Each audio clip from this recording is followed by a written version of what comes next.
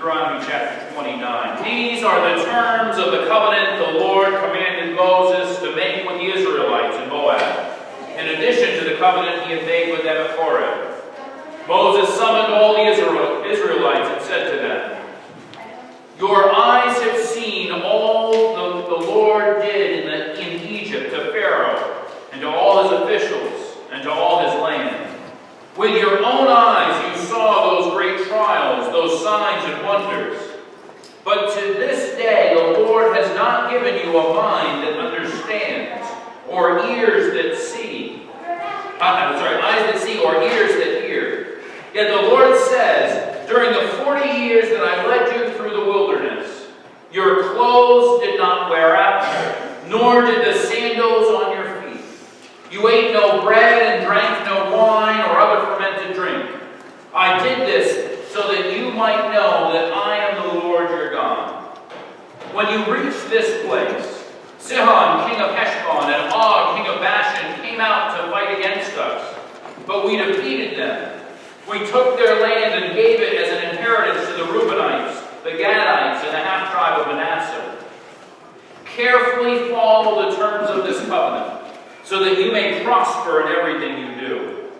All of you standing today in the presence of the Lord your God, your leaders and chief men, your elders and officials, and all the other men of Israel, together with your children and your wives, and the foreigners living in your camps, who chop your wood and carry your water, you are standing here in order to enter into a covenant with the Lord your God, a covenant the Lord is making with you this day, and sealing with an oath, to confirm you this day as his people, that he may be your God as he promised you, and as he swore to your fathers, Abraham, Isaac, and Jacob.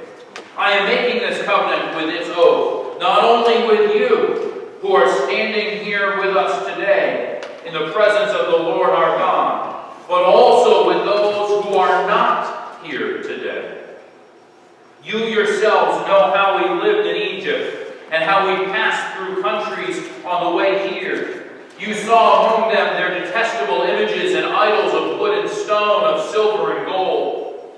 Make sure there is no man or woman, clan or tribe among you today whose hearts turns away from the Lord our God to go and worship the gods of those nations. Make sure there is no root among you that produces such bitter poison. When such a person hears the words of this oath, and they invoke a blessing on themselves, thinking, I will be safe, even though I persist in going my own way, they will bring disaster on the watered land, as well as the dry. The Lord will never be willing to forgive them. His wrath and zeal will burn against them. All the curses written in this book will fall on them, and the Lord will blot out their names from under heaven. The Lord will single them out from all the tribes of Israel for disaster, according to all the curses of the covenant written in this book of the law. Your children who follow you in later generations and foreigners who come from distant lands will see the calamities that have fallen on the land and the diseases with which the Lord has afflicted it. The whole land will be a burning waste of salt and sulfur, nothing planted, nothing sprouting, no vegetation growing on it.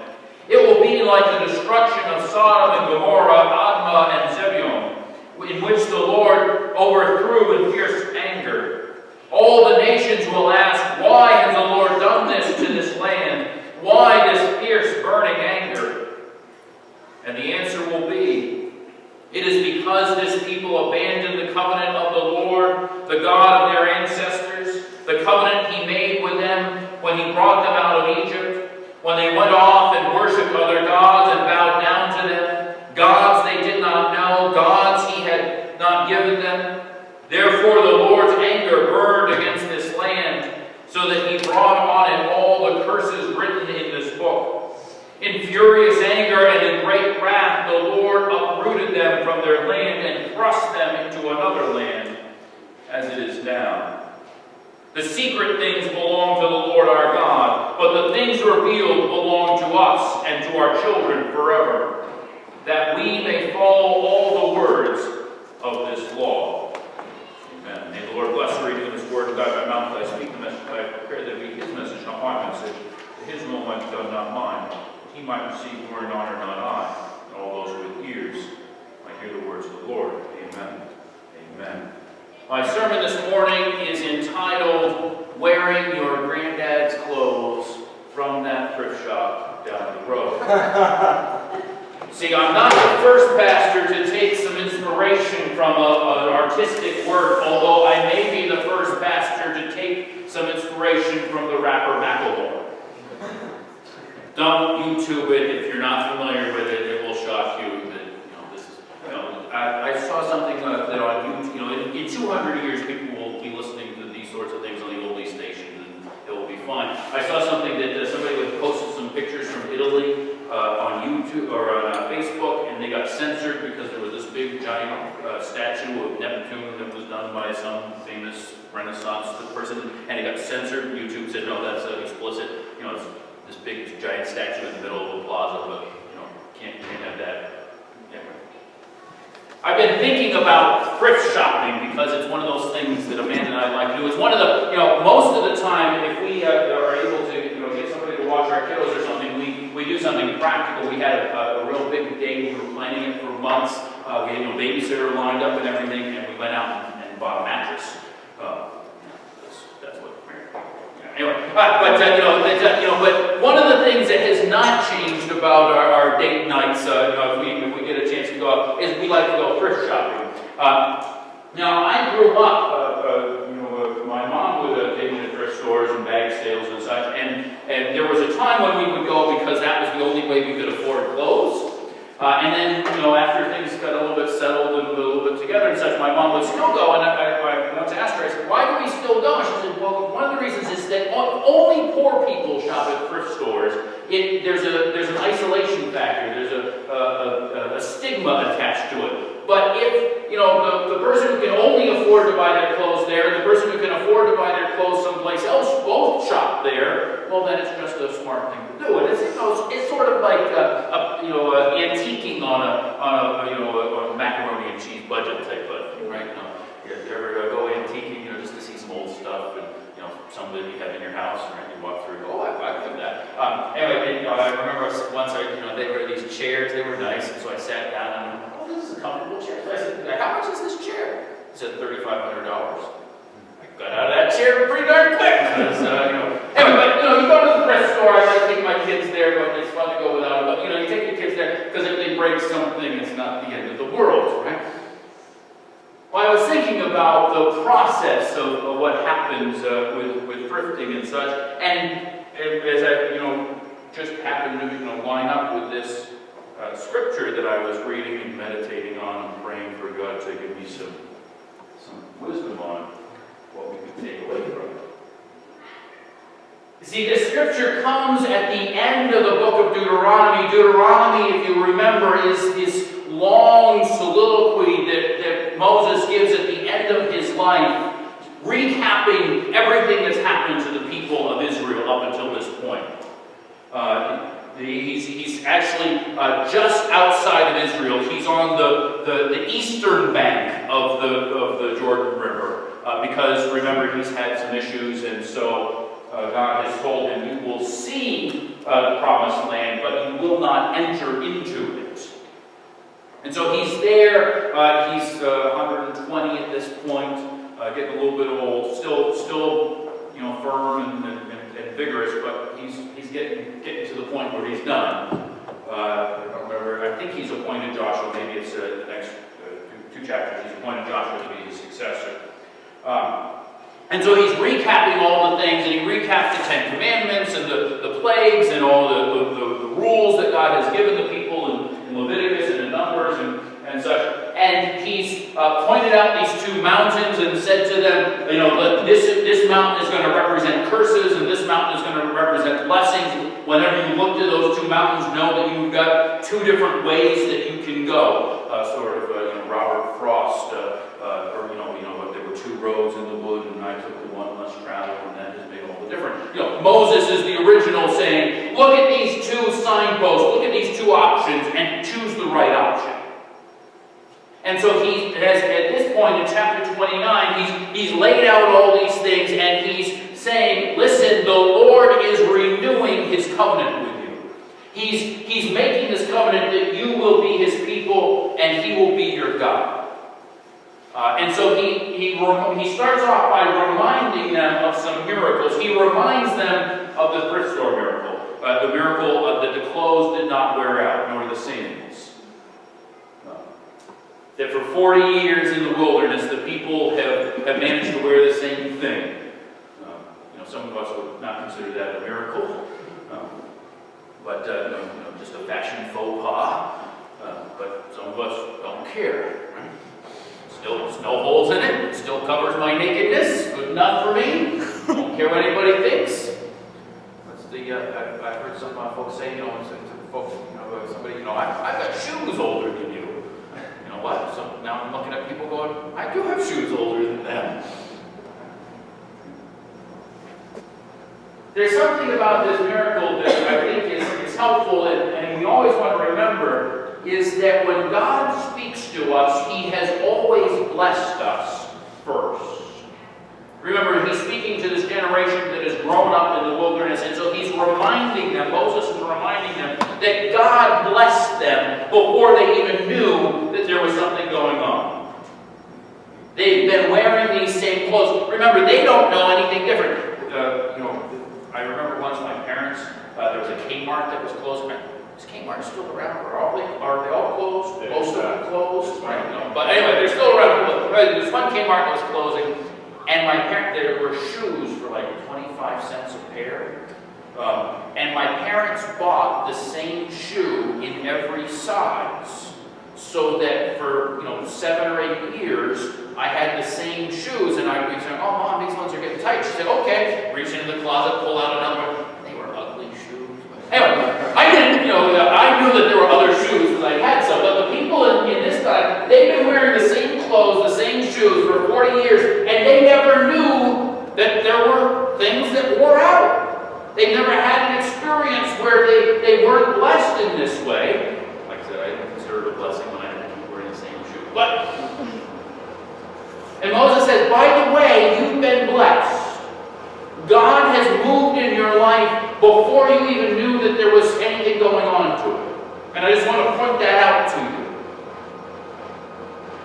The other thing about that blessing, or that miracle, is that, and this is not, one of these shoes that's in the back of the closet, or clothes that are in the back of the closet and shrink somehow back here. No, these aren't shoes with clothes that last so long because they don't get used. They're wearing them all the time and walking around for 40 years.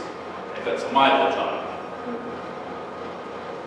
Another thing about that, the thing about in terms of that miracle, is that miracles, when in the Bible, reveal something about who God is and what salvation looks like. It's not just some snazzy parlor trick, right? Although there are some really funny jokes, like the golf joke about Jesus and Moses, the old man, playing golf. I guess I haven't told that one in a while. So Jesus and Moses and an old man are playing golf, and they hit the ball, and Moses gets up, he hits the ball, it goes right into the water, so he goes over and holds the putter over the club over the water splits, he goes, he walks in the water all dry, chips it in, it's a 2. Jesus gets up, he hits the ball, goes right to the water, and so he walks over on the water, and then chips it from there, and then goes in, he gets a 2. And then the old man hits the ball, goes in the water, fish swallows the ball, a bird comes along, picks up the fish, flies over the hole, squeezes the fish spits the ball out, it rolls in, par 1, or gets a hole in 1. Jesus looks over at the old man and says, "Come on, Dad, play fair." Anyway, now you'll remember, so I don't have to tell you again. Anyway, that's not how miracles are in the Bible. There's some ancient, sort of along those lines where, Jesus is playing with Play-Doh and makes some birds and breathes in and they fly away. That's not what miracles actually are. They reveal something about what God is doing in somebody's life. God is providing for His people in the wilderness like a parent provides for their kids.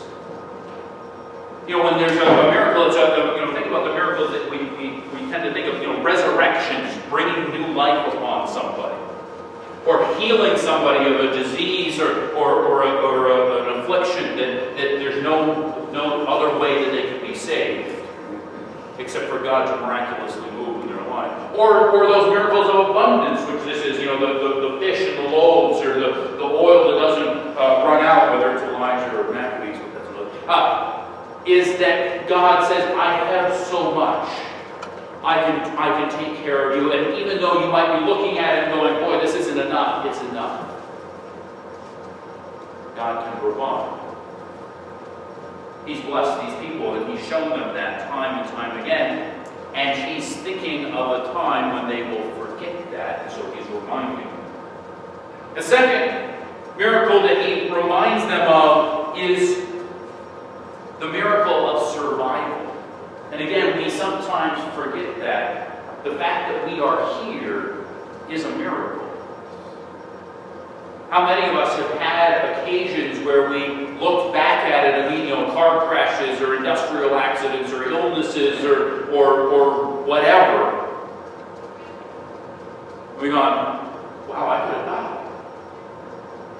And if you've never had one of those things, let me tell you, there's been plenty of times. Every time you walk down the street and a car's driven by you and it doesn't hit you, you could have died. All it took was somebody to be texting or sneezing or whatever. Let alone the fact we're all sitting here and an earthquake doesn't happen or whatever thing you want to say happens, and the fact that we are alive is a miracle. Life is fleeting. We sometimes forget that. Moses reminds them, listen, God has provided for you and took care of you so that you might know that I am the Lord your God. The God is in charge. He's provided, He's blessed, He's given them survival. And then there's this lovely thing that gets mentioned time and time again in the Bible about Sihon, king of Heshbon, and Og, king of Bashan. Og. That'd be a good name for a dog, right?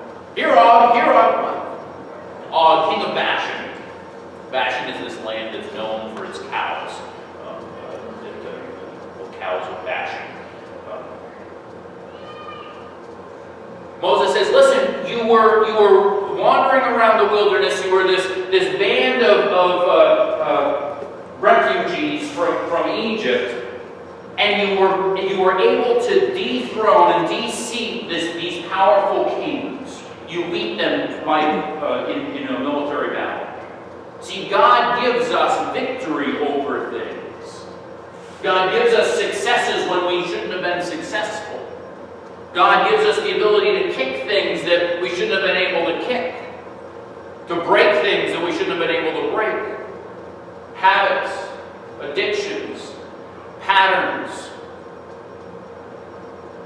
God blesses us with victory, and so we should be able to look back instead of looking at all the things that, somehow we've done this thing mightily. Be reminded that no, we did it with the help of God. Oh, I beat Sihon. I beat Og. I'm so snazzy. I managed to control my tongue, my temper, my eyes, my whatever, my stomach. I get victory over a lot of different things. No, God gives the victory. When we get to the other end of it, we need to be reminded that we've been given a victory. And I'm willing to bet that most of you can think of a victory that God has given you over something.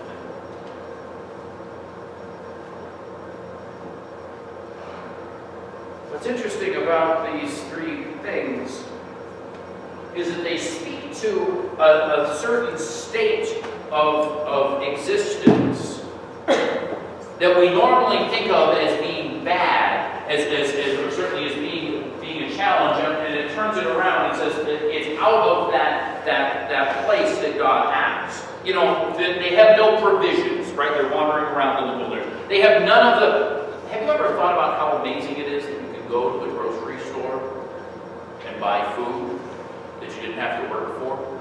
I mean, you might have worked for the money that pays for the food, but when you think about, $3 buying a loaf of bread, and how much work is actually involved in that loaf of bread to grow the grain and to grind the grain and to, bake it. I mean, it takes 3 hours to bake a loaf of bread. Now, I mean, it really is an amazing thing. Let alone, when you're eating a clementine that comes from, Argentina or something. I mean, that's pretty amazing.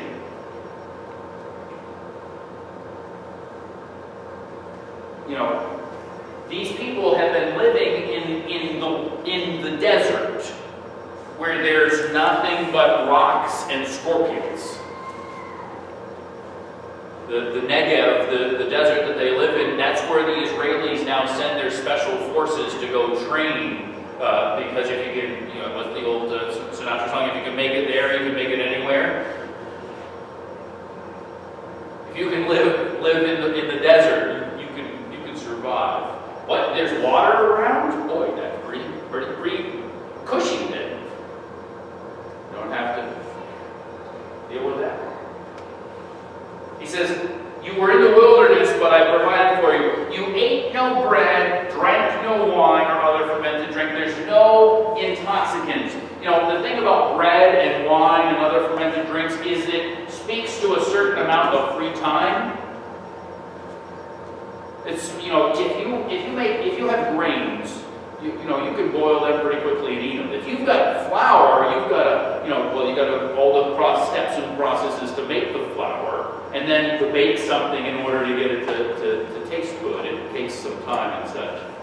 Let alone if you're going to make wine or beer or something, you've got to get everything together. You've got to set it together. You've got to put it in a cool, dark place and let it sit there for a chunk of time and come back. You have to have a place to put your stuff. God says, you didn't have any of these things. Any of these things that people use to distract themselves.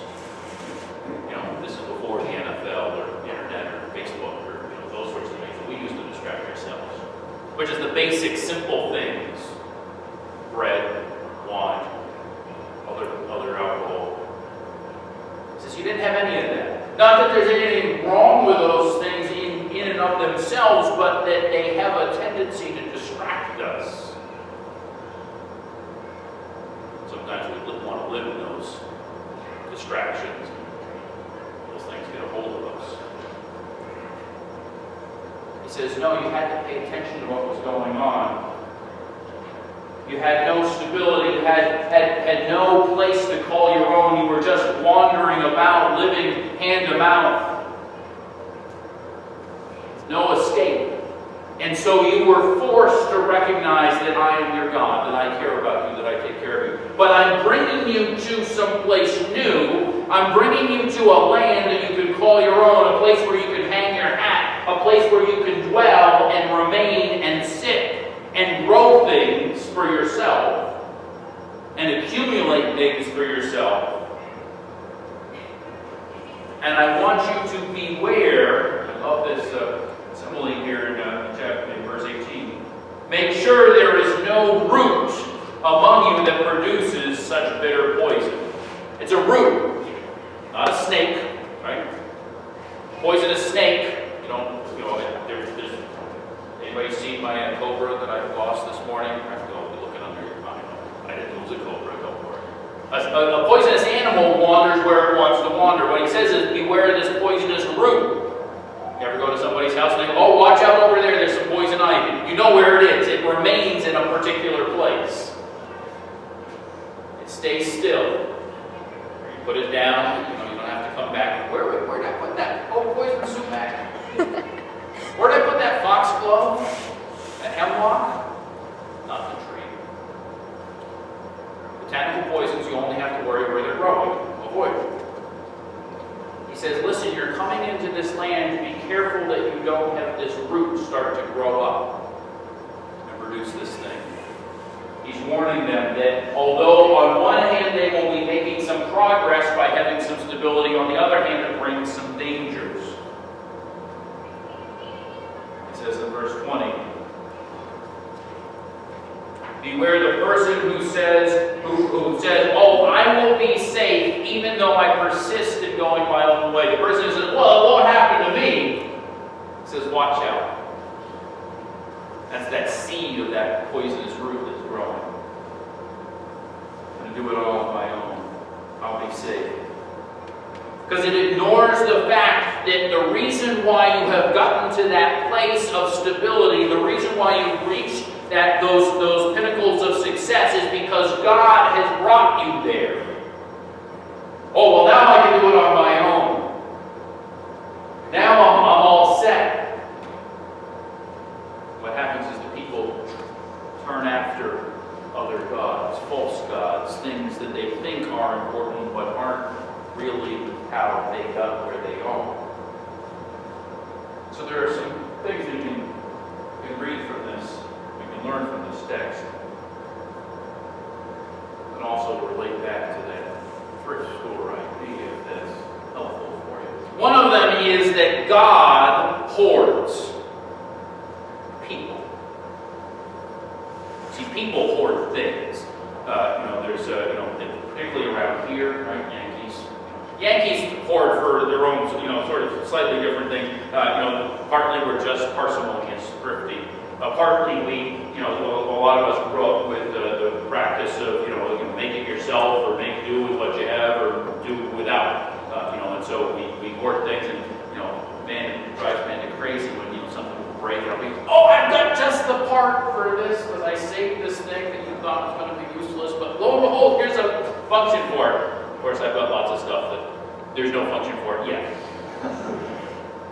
But psychologists tell us that the reason why people tend to hoard has to do with a lack of affection in the home when people are developing in teenage years. And so people attach an emotional significance to stuff that sometimes gets really wacky, and so that they have 27 waffle irons and only 3 of them work. But it goes badly. They have to, like I said, they have that connection to it. But you see, God never throws away individual people. That's a key.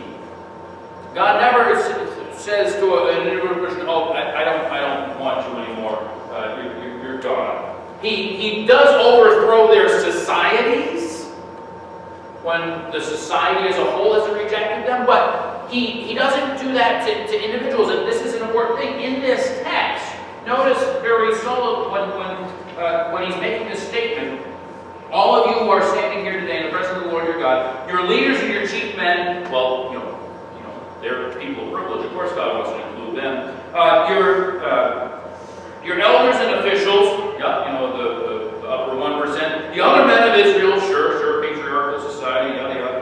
Together with your children, well, yeah, because the children are important too. And your wives, yeah, well, they're married, Mrs. Important, bigwig, yeah. And the foreigners living in your camps who chop your wood and carry your water. Oh, that's a big. All the foreigners he has brought into living in the camps. You see, one of the things is God has this relationship with Israel, and it's an exclusive relationship, but he's willing to include other people into Israel. Remember that when we read the genealogy of Jesus at Christmas time, there's that little thing about Rahab being brought into the lineage. And she's not an Israelite, yet she's in the line of the mother of our Lord. There's that story about Ruth, the Moabitess, who's brought in to be the great-grandmother, of King David. God is always bringing individuals into relationship with him, even if they come from nations, from peoples that he destroys and overthrows. God hoards. He always goes, oh, well, I don't have the complete set, but this one is just so lovely that I'm going to bring it in and have it there. God hoards people. I mean, think about it for a second. This is the people who are the descendants of the folks who rejected God after he had done the 10 plagues and shown them how miraculous and powerful he was. He has that little fight with Moses where I think it's more instructive for Moses for God to show him what sort of person he is. I'm gonna keep my promises that I made to Abraham, Isaac, and Jacob. Those promises that he made to Sarah, Rebecca, Rachel, and Leah. He says, I'm going to love you because I promised to them that I would. He doesn't get rid of you. Second thing we can learn from this is that self-sufficiency and a drive for independence lead to a sense of unfulfillment and self-destruction. Think about that for a moment. If you're looking for more always, you're never looking at what you have. Or if when you're looking at what you have drives you to always want more and more and more, you don't really get to enjoy what you've got. That drive for self-sufficiency, that thing, I will go my own way. If that's our key, and I know we're Yankees, so we like that, right? We like to be self-sufficient. But we forget that we only are self-sufficient because someone else helped us get to that place. Oh, well, no, I worked my way through college, and I studied hard, and I invested right, and I did. Oh, really? Who wiped your tushy? Who fed you when you couldn't stand up? Who pushed you along and made sure that you studied your multiplication tables when you didn't want to? Who co-signed your student loan? Who offered you that scholarship and gave money so that you could earn your way into? Who gave you the brain cells to be able to do any of that, or the finger cells to be able to be a skilled whatever? Self-sufficiency is a state of existence that's built on years of dependence. And the other thing that we see so many times is that it comes to an end too. We get to a point where we need somebody to help us again. We need somebody to carry us around. We get to those places where we're not enough. And if all we're focused on is our independence and our self-sufficiency, then when those things happen, they destroy us. We feel ashamed. We feel weak. We maybe make we make bad choices because we don't want to ask for the help. So we just suffer. How many times have we heard about someone who has a problem and we've said to them, oh, if only I had known, I could have helped. I would have helped. You should have given me a call.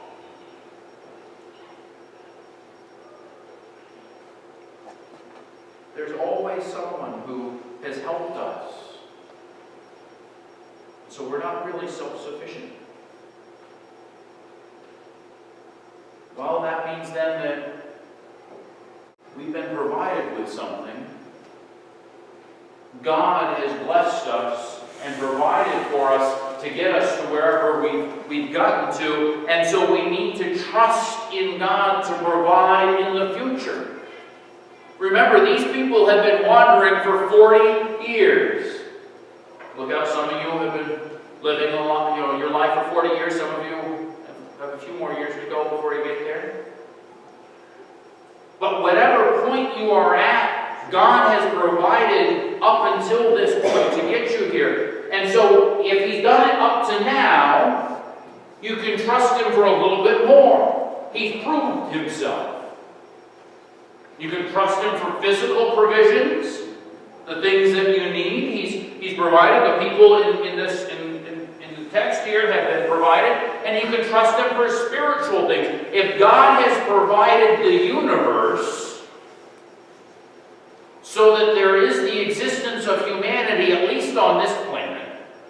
But you know how little, we occupy this much space in this much of the created universe. We can trust, if He has provided all of this stuff for us to get to this place, we can trust Him then for our spiritual salvation. For those things that we can't see, we can't measure, we can't put our finger on it. We can say, okay, Lord, I'll put my faith in you. I'm not even sure quite what I'm putting my faith in, but it'll be good. Have you ever see a kid refuse to eat something that you know is delicious? I don't know. This calzone doesn't look like a regular pizza. I don't know. This looks terrible. And they eat it. Hey, this is. I'd like some more, right? Then you have to only 4 servings, otherwise you'll get sick. All right, Lord, I'm going to trust you. You provided for me in some ways that I can tell. You've gotten me to this point. I'm going to trust you in the next step.